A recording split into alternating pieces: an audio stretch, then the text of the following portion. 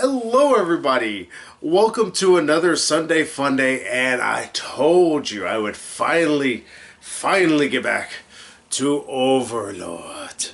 Volume 2, of course, as you can see up here, though normally they're like around somewhere over there. Yeah, I finally got back to Overlord. It's actually been a little bit. I wanted to stew on this one for a little bit. First off, I do want to thank the commenter who told me that the light novels are actually pretty good as well. In fact, they helped to explain some of the little stuff that's kind of going around on in between, which actually helped with this one. Though I haven't read them in their entirety, I want to, just they're not cheap. And unfortunately, it's like I can't just be sitting there. I'm just going to spend $150 on like 10 things. Yeah, they hit a little too much into the budget at times. As you can see, the show already doesn't cost much in terms of money. Show. But yeah, I wanted to talk about my feelings on Overlord Volume 2. Because I will say, when I first got done with Overlord Volume 2, I was kind of lukewarm on it. I didn't think it was anywhere near as good as the first one.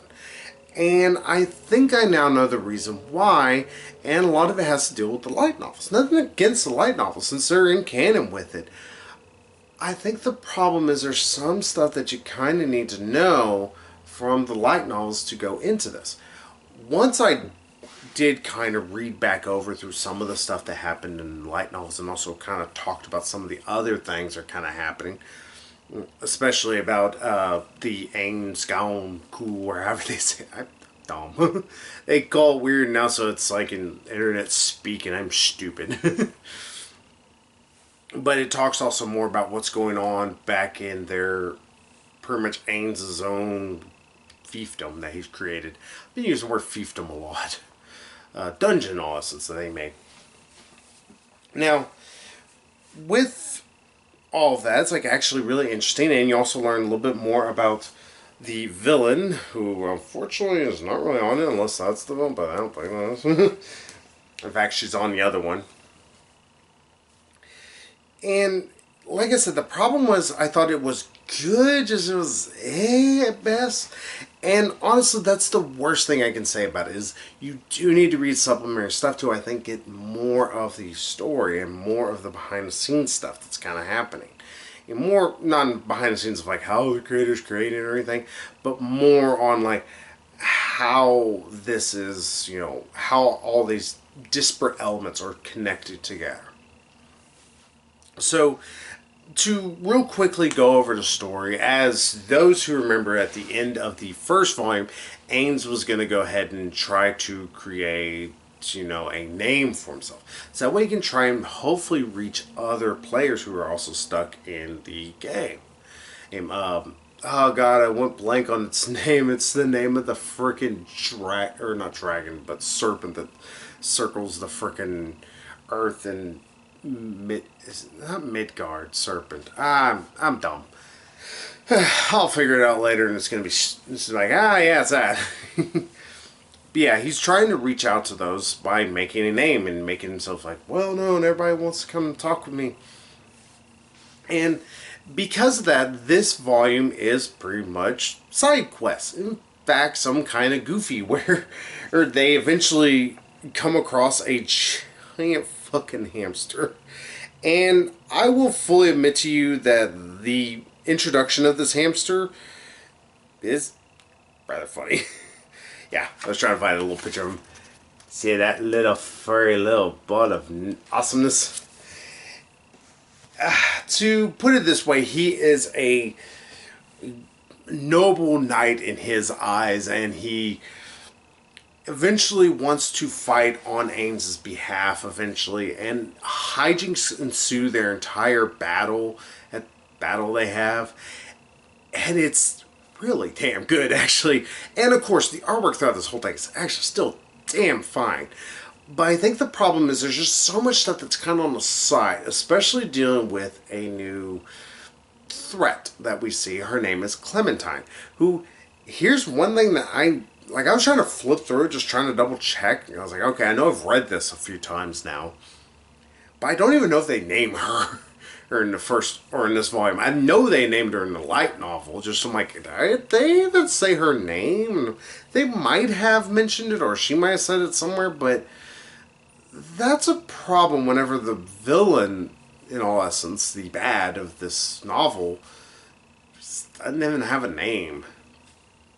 And of course, it does do a bit of the manga trappings in the fact that the last chapter, it's like, oh, here's this quest. We're going to go to a graveyard and done. You're not going to see the fight till the next novel. You gotta go buy it.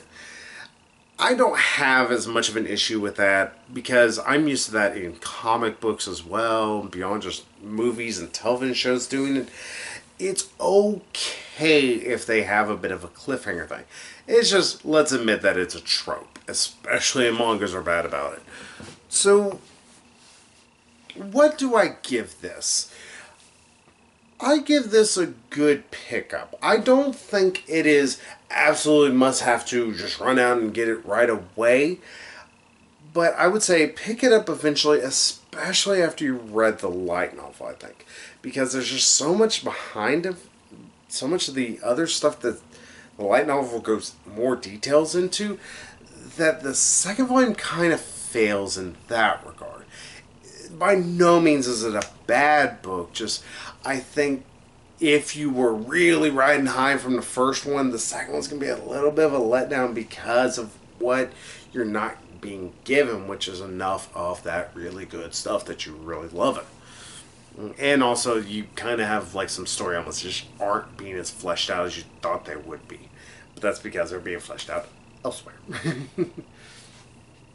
So, Overlord Volume 2, like I said, it's good. The writing's still sharp whenever it needs to be sharp, with the exception of obviously the missing story elements.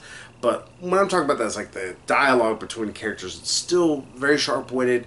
There's still some really fun parts of it. Again, Aang's fighting a freaking giant hamster, and it's just like mini-boss is one of the best things ever. And it just, and also the hamster's legit adorable. So that goes for its favor. I would totally buy a pop of him or an actual like fluffy version, just like, oh, I said little hamster. Who's my little hamster knight? That's a little nefarious. So, yeah, I give this a it's not lukewarm. It's still good, in my opinion. Just, I would say it's like, get the light novel so that way you can get some of the stuff beforehand. Because otherwise, you're going to be a little confused. And hell, I was a little confused at times.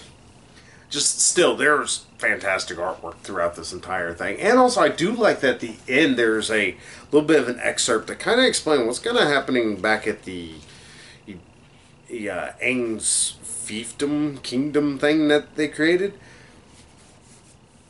That's just hilarious where they're talking about the anime being created. And also, there is stuff dealing with that almost feels a little disjointed because it's in a weirdly set area because they wanted to end on the graveyard. But I get why it's set there. It's like I said, it's weirdly set into chapters. It kind of like breaks off. Like one chapter kind of begins with that, and it's like, okay, well, this is weird. But I will say it's like, because I've already read Volume 3, they do a better job, I think, of integrating it in the later chapters. Or later chapters.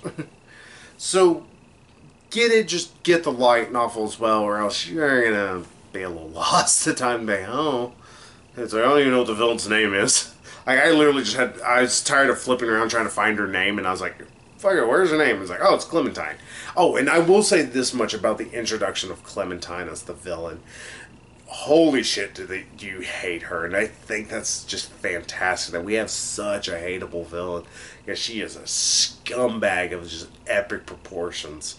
And I like that. I like whenever our, manga society, it's like, you know what? Let's give you a villain who's just an absolute shit. Cool, I'll deal with that. So, hey, pick it up. Pick up the light novel as well. Call me in the morning. But I will talk with y'all more about other things, dealing with a little bit of justice that needs to be done. So until then, y'all, I'll see y'all later. So bye-bye, everybody.